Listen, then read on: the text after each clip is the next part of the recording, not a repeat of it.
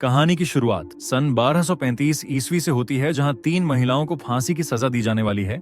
इन महिलाओं पर काला जादू और शैतान की पूजा करने का आरोप है। सैनिक उन 3 महिलाओं के गले में रस्सी डाल देते हैं। वहां खड़ा एक धार्मिक नेता जो सुलेमान की पुस्तक लिए हुए था, उसमें लिखे ज्ञान का उपयोग करके सजा सुनाता था। उनमें से कुछ जो केवल साधारण जादू टोना करती थीं, वह अपने गलत कामों को स्वीकार करती हैं।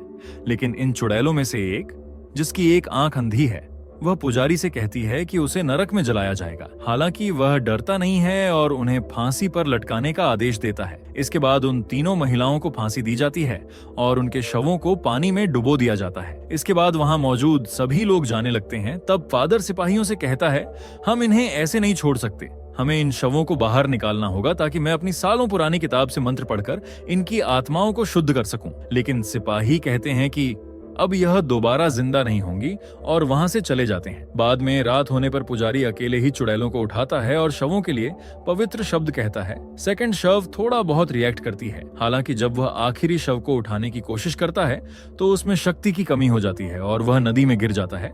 जैसे ही वह पानी से बाहर निकलने की कोशिश करता है तो कोई उसका पैर पानी के अंदर खींचने लगता है।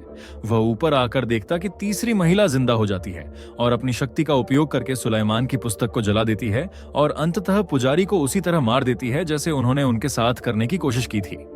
यहीं से सीन चेंज होता है और कहानी सन 1332 ईस्वी की दिखाई जाती है, जहां ईरान की खाड़ी में धर्म युद्धों के युग के दौरान हजारों सैनिक युद्ध की तैयारी करते हैं।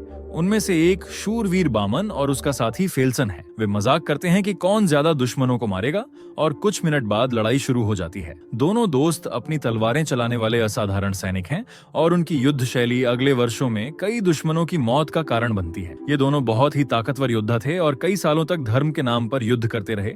इन्होंने कई लड़ाइयां लड़ी थीं और आज तक कभी हार नहीं मानी थी। सन 1344 में एक युद्ध में बामन और सेना एक शहर पर हमला करती है और कोहरे के बीच टकराव में प्रवेश करने पर बामन दुश्मन को पहचान नहीं पाता और उसकी तलवार से एक महिला की जान चली जाती है। उसे एहसास हुआ कि उन्होंने अभी अभी एक निहत्थे शहर का नरसंहार किया है।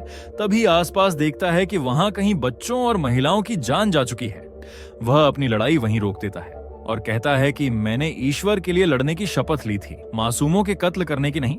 लेकिन ग्रैंड गुस्से में कहता है कि तुम वही करोगे जो चर्च की मर्जी होगी। तुम एक मामूली सिपाही हो और ईश्वर की आवाज मेरे कानों में गूंजती है। इस पर बामन गुस्से में कहता है, शायद वह ईश्वर की आवाज नहीं है जो तुम्हारे कानों में गूंज रही है। बामन और फेल्सन चर्च की यूनिट को छोड़ने का फैसला कर लेते हैं। ग्रैंड उन्हें कहता है कि तुम दोनों ऐसे ही यहाँ से नहीं जा सकते, तुम्हें अपनी शपथ को पूरा करना होगा। लेकिन कोई भी उन्हें रोकने की हिम्मत नहीं कर पाता। वह दोनों जगह को छोड़ देते हैं। 1 महीने बाद दोनों स्टेरिया के बाहरी इलाके की ओर चल पड़े। वे तब तक चलते रहे जब तक उन्हें घर नहीं मिल गया। जैसे ही वे पास पहुंचे, वे आश्रय की तलाश में अंदर गए, लेकिन उन्हें कोई नहीं मिला। हालांकि घर की जांच करने पर उन्हें पता चला कि दंपति बिस्तर पर मृत पड़े थे। उनके शरीर छालों से ढके हुए थे। दोनों एक खतरनाक बीमारी के कारण अपनी जान गंवा चुके थे। बामन और फेल्सन उस घर को जला देते हैं ताकि बीमारी फैलने से रोकी जा सके। फिर वह आगे बढ़ते हैं तो उन्हें एक शहर नजर आता है। फेल्सन कहता है, शायद हमें पकड़ा जा सकता है, हमें शहर में नहीं जाना चाहिए।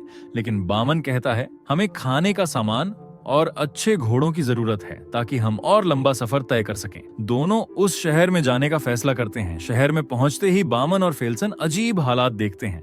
यहाँ के लोगों का हाल बहुत बुरा था। गलियों में लाशें पड़ी थीं, लोग रो रहे थे और लोग भगवान से प्रार्थना करते हैं कि वे उन्हें इस बुराई से छुटकारा दिलाएं। जब वे पूछते हैं कि क्या हो रहा है तो उन्हें जोहान नाम का एक सैनिक मिलता है जो कहता है कि इस बुराई को प्लेग कहा जाता है और यह हर जगह फैल गई है, कई लोगों की जान ले रही है, लेकिन इसका कोई इलाज भी नहीं है। वह दोनों से पूछता है, आखिर तुम लोग कौन हो? बामन जवाब देता है, हम मुसाफिर हैं और हमें इस बारे में कुछ भी पता नहीं था। दोनों ईसाई योद्धा थे लेकिन इन्हें कोई नहीं पहचानता। जब ये लोग घोड़े खरीदने की कोशिश करते हैं तो वहाँ एक आदमी बामन की तलवार पर अंकित प्रतीक देख लेता है, जिससे यह बात फैल जाती है और शहर के सिपाहियों को खबर मिल जाती है। तो सिपाही इन दोनों को पकड़ने आते हैं। बामन और फेल्सन उनसे लड़ते हैं, लेकिन आखिरकार यह दोनों हार मान लेते हैं।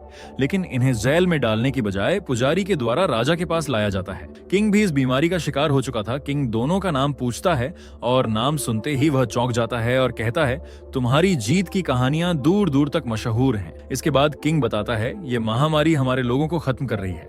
असल में ये नरक से भेजा गया एक श्राप है। इसे एक चुड़ैल ने काले जादू से हम पर डाला है और अब वह चुड़ैल पकड़ ली गई है। किंग आगे बताता है इस श्राप को खत्म करने के लिए इस चुड़ैल को उस मठ में ले जाना होगा जहां भिक्षुओं के पास सुलेमान की पुस्तक की अंतिम प्रति है। उस पुस्तक में पवित्र शब्द हैं जो चुड़ैल और उसके द्वारा दिए गए श्रापों को नष्ट कर सकते हैं। बामन इस काम को करने से साफ इनकार कर देता है। उसके इनकार के बाद किंग फेल्सन और बामन को जेल में डलवा देता है। उसी काल कोठरी में एक लड़की भी थी। जब यह दोनों उसे देखते हैं तो फेल्सन पूछता है, क्या यही वह चुड़ैल है? बामन जवाब देता है, यह तो बिल्कुल भी चुड़ैल जैसी नहीं लगती। खैर, अब रात को बामन एक बुरा सपना देखता है जिसमें वह एक मासूम औरत की जान ले रहा था। जैसे ही उसकी आंख खुलती है तो वह लड़की के शरीर पर जख्म के निशान देखता है, जैसे किसी ने उसे बहुत मारा हो। ये देखकर बामन का इरादा बदल जाता है और वह इस लड़की की जान बचाने का फैसला करता है। अगले दिन वह उस पुजारी से मिलते हैं और उससे उनकी मदद करने के लिए कहते हैं, लेकिन साथ ही उस लड़की को भी आजाद करने की शर्त रखते हैं। इस सफर में उनके साथ पुजारी और एक सैनिक भी शामिल हो जाते हैं। पुजारी के पास एक नक्शा होता है, लेकिन यह सफर काफी लंबा था और यह पहाड़ियों से गुजरता है जहां बीच में चर्च स्थित होता है। बामन और फेल्सन सिर्फ नक्शे पर ही भरोसा नहीं कर सकते, इसलिए वे किसी ऐसे शख्स की तलाश करते हैं जो पहले वहां जा चुका हो। पुजारी उन्हें एक कैदी के पास ले जाता है जिसे धोखाधड़ी के जुर्म में सजा दी गई थी। बामन उससे एक सौदे की बात करता है, अगर तुम हमारी मदद करोगे तो तुम्हारे ऊपर लगे सारे इल्जाम माफ कर दिए जाएंगे, और वह आदमी इसके लिए मान जाता है। अब वे सब मिलकर सफर पर निकल जाते हैं। सलाखों से बनी एक बग्घी में वे महिला को ले जाने वाले थे। जब यह लोग उसे लेने के लिए उस काल कोठरी में जाते हैं तो वह उन पर हमला कर देती है, लेकिन तभी फेल्सन पीछे से सिर पर मारकर उसे बेहोश कर देता है। अब यह इसे लेकर आसानी से निकल जाते हैं। अब सफर में वह कैदी जो रास्ता दिखा रहा था वह इस महिला को देखकर पादरी से कहता है कि यह हमें धोखा दे सकती है, लेकिन पुजारी उसे समझाता है यह तो सिर्फ तुम्हें डराने की कोशिश कर रही है। पुजारी के पास बैठा आदमी कहता है, तुम्हें कैसे पता कि यह लड़की चुड़ैल है और श्राप देने वाली भी यही है? पुजारी कहता है, ये जब गांव में मिली थी तो अजीब सी बातें कर रही थी जो किसी को भी समझ नहीं आई, और जिस रास्ते से इसे लाया गया वहां का भी यही हाल हुआ, जिसके कारण पूरे शहर में महामारी फैल गई। थोड़ा आगे चलने पर बामन और फेल्सन के बीच बातचीत होती है। फेल्सन उससे कहता है कोई हमारा पीछा कर रहा है, इसलिए वह रुकने का फैसला करते हैं। जब वे रुकते हैं तो पीछा करने वाले को पकड़ लेते हैं। बामन उसका नकाब हटाता है।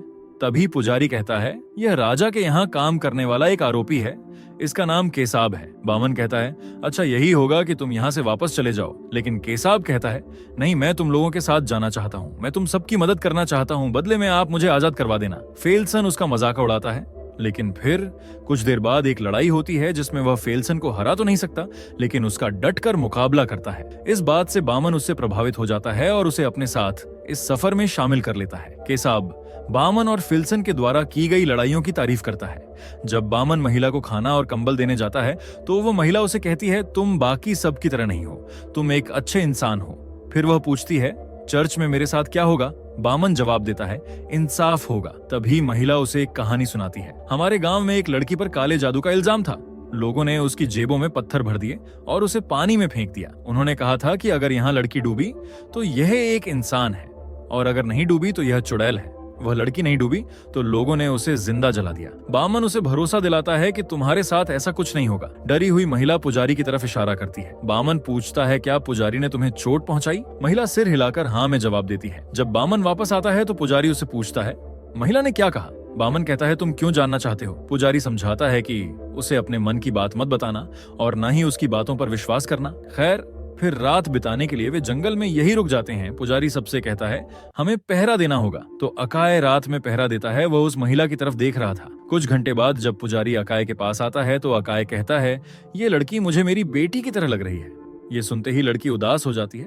जैसे ही अकाय जाने वाला था, लड़की रोने लगती है। वह कहती है, मुझे इस पुजारी के पास अकेला मत छोड़ो। अकाय पूछता है, तुम्हें इससे डर क्यों लगता है? इतने में लड़की अकाय को पकड़ लेती है। उसे बचाने के लिए पुजारी जैसे ही उसके पास आता है, महिला पुजारी का हाथ जख्मी कर देती है और उसके गले से चाबी निकाल लेती है और पिंजरा खोलकर वहां से आजाद हो जाती है। ये शोर सुनते ही बामन और बाकी सब वहां पहुंचते हैं और पुजारी से पूछते हैं कि क्या हुआ, तो वह बताता है कि वह महिला भाग गई। फिर वे सभी उसे पकड़ने के लिए पास के गांव में जाते हैं। उस गांव में भी महामारी फैल चुकी थी। वहां ज्यादा लोग नहीं थे, बल्कि जो थे वे सब बीमार थे। फिर महिला अपनी शक्तियों का इस्तेमाल करने की कोशिश करती है। जैसे ही अकाय उसे दिखता है तो वह उसकी बेटी की तरह आवाज निकालती है, जिससे अकाय को अपनी बेटी जैसी लगती है। वह उसकी ओर बढ़ता है तो केसाब को लगता है कि शायद वह उसे मारने के लिए आगे बढ़ रहा है।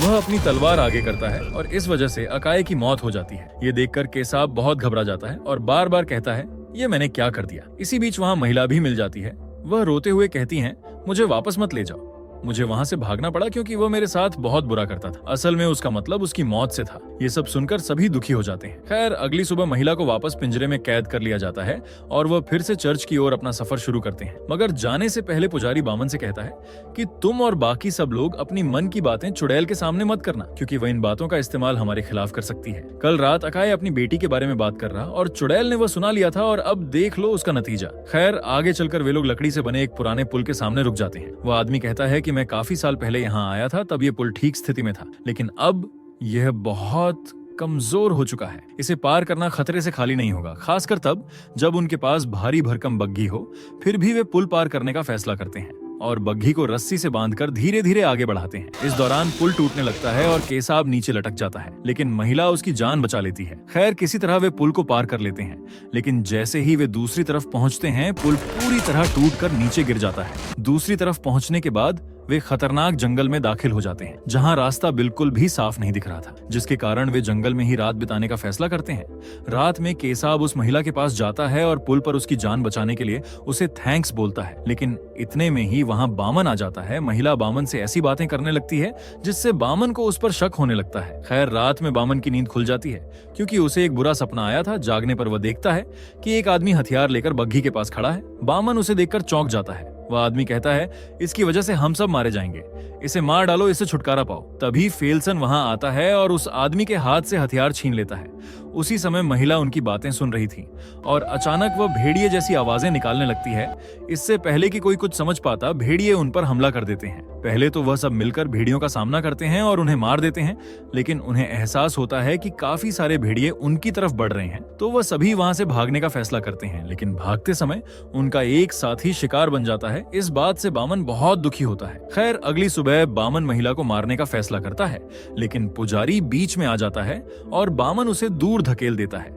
लेकिन तभी फेल्सन भी वहां आता है और बामन से कहता है कि मंजिल बहुत पास है, जिससे बामन अपना इरादा बदल देता है और चर्च की ओर अपना सफर जारी रखता है। रास्ते में फेल्सन कहता है, जब यह सब खत्म हो जाएगा तो मैं उस जगह जाना चाहूंगा जहां मेरा जन्म हुआ था। जब वे चर्च पहुंचते हैं तो देखते हैं कि वहां कोई भी नहीं होता है।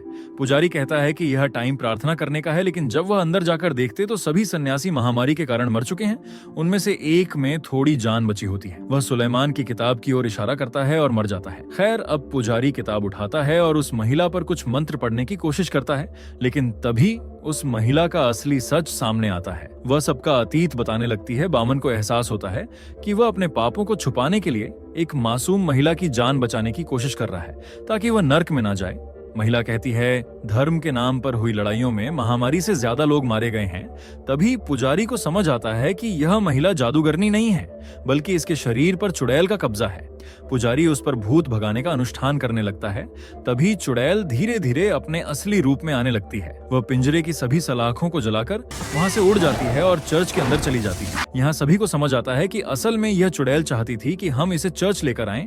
यही वजह थी कि उसने अकाय को रास्ते में ही मार डाला, क्योंकि वे इसके रास्ते में आ रहा था। अब ये सभी लोग चर्च में पहुंचते हैं और देखते हैं कि वहां के सभी सन्यासी मर चुके थे और वे सालों से किताब की नकल बना रहे थे। अब पुजारी के पास जो किताब थी वो दुनिया की आखिरी किताब थी, जिससे चुड़ैल को खत्म किया जा सकता था। बामन पुजारी से कहता है, तुम्हें यह लड़ाई अकेले लड़नी होगी। जब वे सब चर्च के अंदर जाते हैं तो मॉन्स्टर उनके सामने आता है। बामन पुजारी से कहता है कि वे अपनी किताब वाली प्रक्रिया शुरू करें। मॉन्स्टर अपनी शक्तियों का इस्तेमाल करके चीजों को उठाकर इन पर फेंकता है। कुछ देर बाद जितने भी पुजारी वहां मरे पड़े थे वे गायब हो जाते हैं और मॉन्स्टर उनके शरीर पर कब्जा कर लेता है। अब वे पुजारी मॉन्स्टर के गुलाम बनकर इन पर हमला करते हैं। पुजारी किताब पढ़ रहा होता है, लेकिन तभी मॉन्स्टर उसे मार डालता है। वह किताब जमीन पर गिर जाती है। फिर फेल्सन आता है और मॉन्स्टर से लड़ने लगता है, लेकिन मॉन्स्टर उसे जला देता है। केसाब किताब को लेकर उसे आगे पढ़ने लगता है। जैसे ही मॉन्स्टर उस पर हमला करने वाला था, बामन आता है और उसे रोकता है। वह उसके दोनों पंखों को दीवार में लगा देता है। मॉन्स्टर अपनी शक्तियों का इस्तेमाल करता है और बामन को मारने की कोशिश करता है, लेकिन वह हार नहीं मानता। जब मंत्र पूरा होता है तो मॉन्स्टर जलकर वापस नरक में चला जाता है और वह मासूम महिला अपने असली रूप में आ जाती है। इस लड़ाई में सिर्फ केसाब और वह महिला बच पाते हैं, बाकी सभी मारे जाते हैं। वे दोनों उन सभी को वहीं दफनाते हैं। फिर महिला बामन और उसके साथियों का शुक्रिया अदा करती है, क्योंकि उन्होंने उसकी जान बचाई और उसे अंधेरे से बाहर निकाला। वह केसाब के साथ चली जाती है और यहीं पर कहानी का अंत हो जाता है।